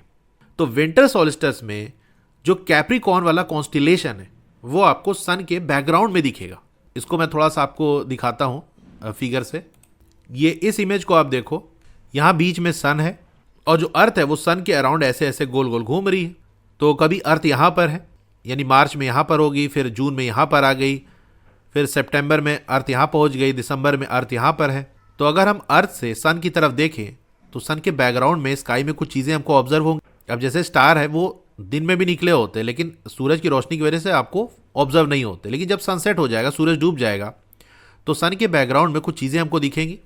अब ये बताओ, दिसंबर में अगर आप सन के बैकग्राउंड में देखो एकदम पीछे की तरफ, तो आपको क्या दिख रहा है? कैप्रिकॉर्न दिख रहा है कि नहीं?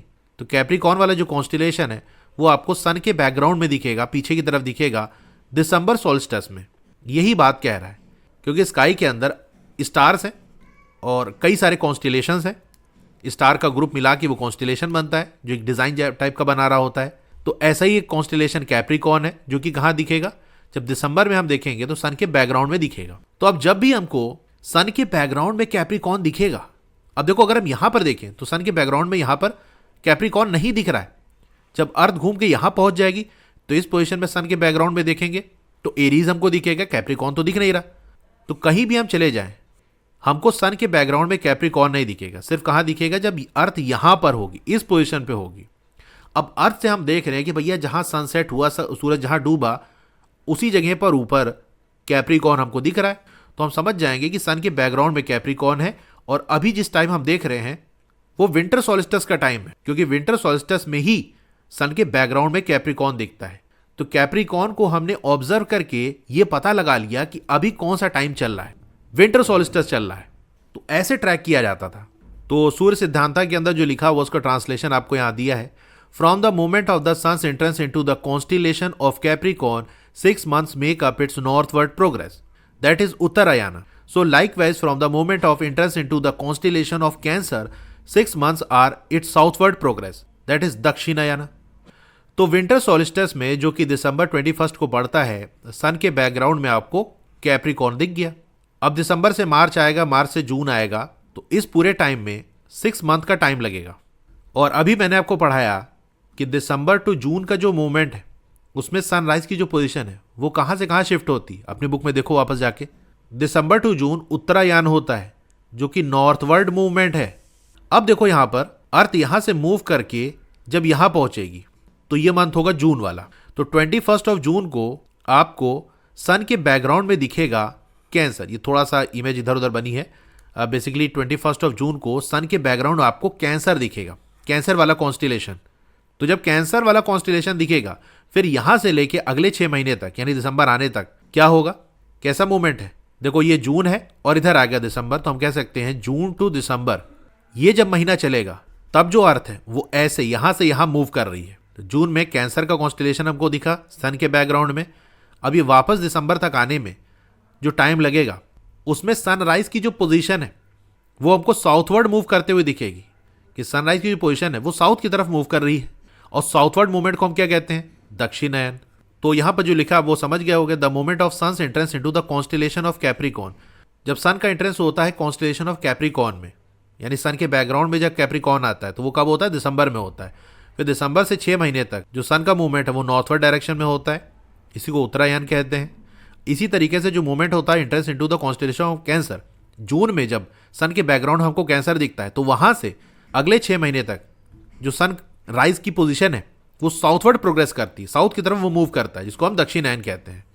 तो यहां पर हमने स्टार की पोजीशन से ही ये पता लगा लिया कि समर सॉल्स्टिस कब होगा, विंटर सॉल्स्टिस कब होगा, सन की जो पोजीशन है वो नॉर्थवर्ड मूव करेगी कि साउथवर्ड मूव करेगी. Over the years different types of calendar have evolved based on specific need. अब टाइम के साथ साथ अलग अलग तरीके के कैलेंडर को डेवलप किया गया. नीड के हिसाब से, जैसी जरूरत थी उस हिसाब से कैलेंडर बना लिया गया. A number of these calendars are used in different parts of India to track time and celebrating festival. तो कई तरीके के कैलेंडर इंडिया के अलग अलग पार्ट में यूज होते हैं ताकि वो टाइम को ट्रैक कर सकें और फेस्टिवल्स वगैरह सेलिब्रेट कर सकें. 11.2.3 लूनी सोलर कैलेंडर्स. अब नाम से ही आपको आइडिया लग रहा होगा, लूनी यानी लूनर और सोलर. तो लूनर और सोलर दोनों को मिलाकर यानी दोनों के कॉन्सेप्ट को मिलाकर जो कैलेंडर डेवलप किया गया वही लूनी सोलर कैलेंडर हुआ. There is another kind of calendar which primarily uses the moon's phase for counting days and months but also make adjustment to stay in synchronization with the cycle of season. अब एक और तरीके का calendar है जहां पर हम days और मंथ को काउंट करने के लिए मून के फेजेस का यूज करते हैं, लेकिन इस तरह से एडजस्टमेंट भी कर देते हैं ताकि जो साइकिल है सीजन की वो सिंक्रोनाइज रहे मंथ के साथ. क्योंकि जो लूनर कैलेंडर है उसके अंदर यही प्रॉब्लम हो रही थी कि जो सीजन है वो मंथ के साथ सिंक्रोनाइज नहीं हो रहे थे. तो उसी को करेक्ट करके लूनी सोलर कैलेंडर बनाया गया. The 12 lunar months add up to 354 days and thus fall short by nearly 11 days compare to the solar year. अब जैसा कि हमने देखा था कि जो 12 सोलर मंथ है उसको हम मिला लें तो बनाता है 354 डे. तो इसमें 11 दिन कम पड़ रहा है सोलर ईयर से अगर हम कंपेयर करें तो. Thus every 2 to 3 years the accumulated difference becomes close to a full month. तो देखो हर साल 11 दिन का डिफरेंस पड़ रहा है. अगर इसी को हम 2 या 3 साल में देखें तो 2 साल में ये डिफरेंस हो जाएगा 22 डेज का और 3 साल पे हो जाएगा 33 डेज का. मतलब 2 से 3 साल में लगभग पूरा 1 महीने का डिफरेंस हो जाएगा. Therefore every few years an extra month called adhika masa or intercalary month is added to the year in some calendars. तो कुछ कैलेंडर्स के अंदर ये किया गया कि हर कुछ साल पे जो एक्स्ट्रा मंथ हमको मिल रहा है उसको हम ऐड कर देते हैं अपने कैलेंडर में. और उस मंथ को जो एक्स्ट्रा वाला मंथ है, मतलब एक तो नॉर्मल कैलेंडर है उसके अंदर 12 मंथ होते हैं, लेकिन हर कुछ साल पे जब एक्स्ट्रा एक मंथ कलेक्ट हो जा रहा है तो एक और मंथ जोड़ दे रहे हैं, तो उस साल टोटल 13 मंथ हो जाएंगे. तो जो एक्स्ट्रा वाला मंथ है उसको अधिका मासा या इंटर कैलरी मंथ कहा जाता है. तो कुछ कैलेंडर में इस तरह से एडजस्टमेंट करके सीजन और ईयर को सिंक्रोनाइज किया गया. This keeps the solar year and the lunar cycle in step. तो इससे क्या होता है, जो सोलर ईयर है और लूनर साइकिल वो स्टेप में रहती है. मतलब डेज और मंथ को तो हम लूनर साइकिल का यूज करके ट्रैक करते हैं, लेकिन ईयर का एडजस्टमेंट हम सोलर ईयर के हिसाब से करते हैं. Such calendars are called lunisolar calendars. तो ऐसे कैलेंडर्स को हम लूनी सोलर कैलेंडर्स कहते हैं। They combine elements from both the solar and the lunar calendars and are used in many parts of India. तो लूनी सोलर कैलेंडर क्यों कहते हैं? क्योंकि ये दोनों ही सोलर और लूनर कैलेंडर के एलिमेंट्स को कंबाइन करते हैं। डेज और मंथ लूनर वाले से ले लिया और ईयर का जो ड्यूरेशन है वो सोलर वाले से ले लिया। तो ये जो कैलेंडर है इंडिया के कई पार्ट्स में यूज किया जाता है। एवर हर्ड ऑफ, क्या आपने सुना? You may have heard of names or similar sounding names of the months in various Indian luni calendars.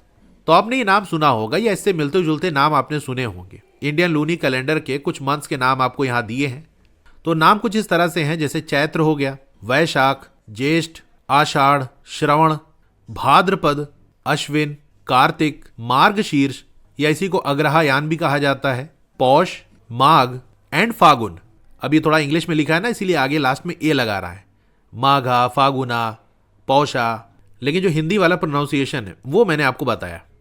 In some communities the new moon starts on the first day after the new moon and ends on the day of the new moon. अब कुछ communities ऐसी हैं जहां पर जो month है वो start होता है न्यू मून के अगले दिन से, यानी जिस दिन न्यू मून है, चांद बिल्कुल नहीं दिख रहा है, उसके अगले दिन जो चांद दिखेगा, एक पतला सा चांद दिखेगा, तो वो फर्स्ट डे होगा। फिर जो मून की थिकनेस है वो ग्रो होती जाएगी, फिर हाफ सर्किल दिखेगा, फिर ऐसे करते करते फुल मून हो जाएगा, फुल सर्किल, फिर वहां से कम होते होते वापस से जब मून गायब होगा तो यहां आकर जो मंथ है वो एंड हो जाएगा। तो मंथ की स्टार्टिंग कब हो रही है? न्यू मून के नेक्स्ट डे से, और एंड कब हो रहा है? न्यू मून को। तो ये बात ध्यान रखना कि स्टार्ट कब हो रही है और एंड कब हो रहा है। स्टार्ट न्यू मून से नहीं हो रहा, न्यू मून के अगले दिन। New moon starts on the first day after the new moon. New moon के बाद जो पहला दिन आएगा वहां से स्टार्ट होगा, और एंड कब हो रहा है? On the day of new moon. New moon वाले डे को एंड होगा, वो आखिरी दिन होगा उस मंथ का। तो उसके बाद जो आपको न्यू मून दिखेगा तो वो लास्ट डे होगा उस मंथ का। सच कैलेंडर्स आर कॉल्ड अमंत। ऐसे कैलेंडर को हम अमंत कहते हैं, तो नाम भी याद रखना। In others the start of the new moon corresponds to the day after full moon and the month ends on the full moon. वहीं कुछ कैलेंडर ऐसे हैं जहां पर क्या होता है, जिस दिन फुल मून है, पूरा चांद दिख रहा है, उसके अगले दिन मंथ स्टार्ट होगा, यानी डे 1 होगा उस मंथ का। फिर मून का जो फेज है वो चेंज होता जाएगा, आधा महीना जब गुजर जाएगा तो न्यू मून हमको दिखेगा। फिर उसके बाद फिर से जब ये फुल मून आएगा तो ये लास्ट डे होगा उस मंथ का।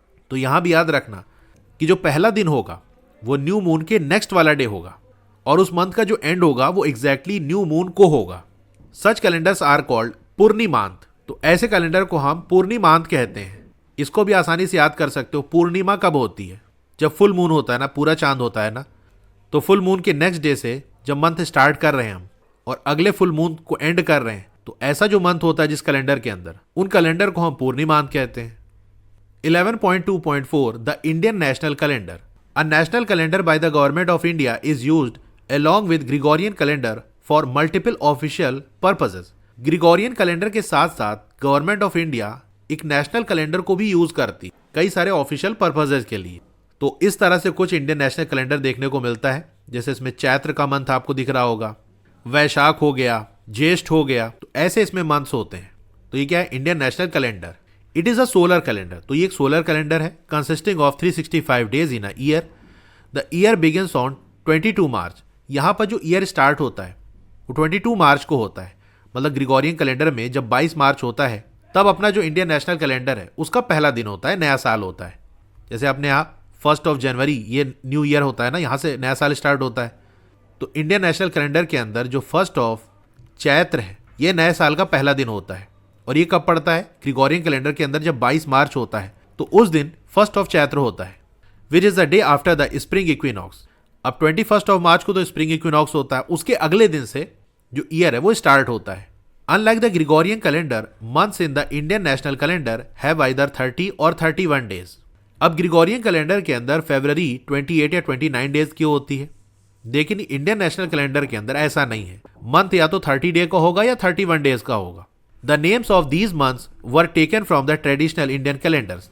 अब ये जो नाम लिए गए हैं वो ट्रेडिशनल, यानी बहुत ज़माने से जो इंडियन कैलेंडर के अंदर मंथ के नाम यूज होते आ रहे हैं वहीं से यूज किया गया, वहीं से ये मंथ के नाम लिए गए हैं। In a regular year the 2nd to 6th months have 31 days. अब जो रेगुलर ईयर है यानी जो लीप ईयर नहीं है उसमें ऐसा होता है कि 2nd से लेके 6th वाला जो मंथ है इसमें होते हैं 31 days, and the rest have 30 days, और बाकी जो दिन है वो 30 डेज के होते हैं। तो जैसे मैं मंथ के नाम नहीं लिख रहा हूँ, जस्ट मंथ का नंबर लिख देता हूँ। फर्स्ट मंथ हो गया, सेकेंड, थर्ड, तो ये 12 मंथ्स के नंबर मैंने लिख दिए। तो फर्स्ट वाला जो मंथ है वो 30 डेज का होगा, उसके बाद सेकेंड से लेके 6th वाला जो मंथ है वो हर जो मंथ है वो 31 डेज का होगा। फिर बाकी की जो है यहाँ से यहाँ तक ये 30 डेज के होंगे।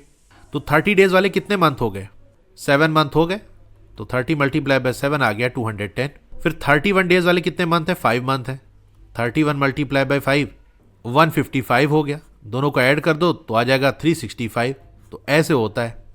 The leap years are matched to the Gregorian calendar by adding a day to Chaitra. अब जैसा कि ग्रिगोरियन कैलेंडर के अंदर हर 4 साल पे एक एक्स्ट्रा डे ऐड किया जाता है और उस ईयर को हम लीप ईयर कहते हैं, तो इंडियन नेशनल कैलेंडर के अंदर भी ऐसा किया जाता है। बस ग्रिगोरियन कैलेंडर के अंदर फरवरी में हम एक दिन एक्स्ट्रा ऐड करते हैं, इंडियन नेशनल कैलेंडर के अंदर चैत्र वाले मंथ के अंदर एक एक्स्ट्रा डे ऐड कर देते हैं, the first month of the calendar. और चैत्र क्या है? पहला मंथ है कैलेंडर का। तो ये पॉइंट भी आप याद रखना, ग्रिगोरियन कैलेंडर के अंदर जो सेकेंड वाला मंथ है दैट इज फरवरी, उसके अंदर लीप डे को ऐड करते हैं। लेकिन इंडियन नेशनल कैलेंडर के अंदर जो पहला मंथ है दैट इज चैत्र, उसके अंदर लीप डे ऐड करते हैं। In such years the new year begins on 21 March of the Gregorian calendar. अब ऐसे ईयर में क्या होता है, जो न्यू ईयर है वो एक दिन पहले ही स्टार्ट हो जाता है, या दैट इज 21 ऑफ मार्च को। Ever heard of? क्या इसके बारे में आपने सुना? In 1952 the government of India set up the calendar reform committee, जिसको शॉर्ट में CRC कहते हैं, to examine all existing calendars which were being followed in the country at that time and to recommend an accurate and uniform calendar for the whole of India. तो 1952 के अंदर जो government of India है उसने calendar reform committee, एक committee बनाई जिसको short में CRC कहते हैं। उसका काम यह था कि अभी तक इंडिया में जो कैलेंडर यूज होता है अलग अलग जगह पे अलग अलग तरीके का, उसको एग्जामिन करे, देखे, समझे और फिर एक एक्यूरेट और यूनिफॉर्म कैलेंडर पूरे इंडिया के लिए बनाए। यानी ऐसा कैलेंडर जो पूरे इंडिया में चले और वो एक्यूरेट हो, उसके अंदर कोई एरर, कोई गलती वगैरह ना हो, तो ऐसा बनाए। The CRC recommended unified national calendar was adopted for use with effect from 21st March 1956 CE, that is 1st of Chaitra 1878 साका। तो CRC ने जो रिकमेंड किया था यूनिफाइड नेशनल कैलेंडर, यानी ऐसा कैलेंडर जो पूरे इंडिया के अंदर यूज हो, तो जो रिकमेंड उन्होंने किया था कैलेंडर, उसको अडॉप्ट कर लिया गया और इसका जो यूज है वो स्टार्ट हुआ था 21 मार्च 1956 CE को, जो कि इस कैलेंडर के हिसाब से बनता है 1st चैत्र 1878 साका। अब ये 1878 साका जो है वो साका एरा थी एक, तो 21 ऑफ मार्च 1956 से 1878 साल पहले साका एरा थी, तो उसके हिसाब से ये डेट ली गई कि साका एरा को 1878 साल हो चुके हैं। The Indian national calendar follows the general principle as that of the Surya Siddhanta. तो इंडियन नेशनल कैलेंडर सूर्य सिद्धांत की जनरल प्रिंसिपल को फॉलो करता है। Be a scientist. Meghnath Saha 1893 to 1956। Meghnad Saha was a pioneering astrophysicist of India who studied stars and their temperatures and developed a mathematical equation famously known as the Saha equation। तो मेघनाथ साहा ने stars और उनके temperature की study की और एक mathematical equation develop की जिसको कहा जाता है Saha equation. The Saha institute of nuclear physics in Kolkata is named after him. तो कोलकाता के अंदर जो Saha institute of nuclear physics है वो इन्हीं के नाम पे रखा गया है। He was also the chairperson of calendar reform committee. तो कैलेंडर रिफॉर्म कमेटी के अंदर ये भी थे, बेसिकली ये CRC के हेड थे। तो ये टॉपिक यहाँ पर एंड हो गया। आपको ये वीडियो कैसी लगी कमेंट करके जरूर बताइए। अच्छी लगी हो तो लाइक करिए। अभी तक अगर आपने चैनल को सब्सक्राइब नहीं किया है तो जरूर से सब्सक्राइब कर लो, और हाँ, उसके बगल में एक बेल का आइकन होगा, उस पर क्लिक करके ऑल पे क्लिक कर देना है। तो इससे ये होगा जब भी नई वीडियो आएगी आपको मैसेज आ जाएगा।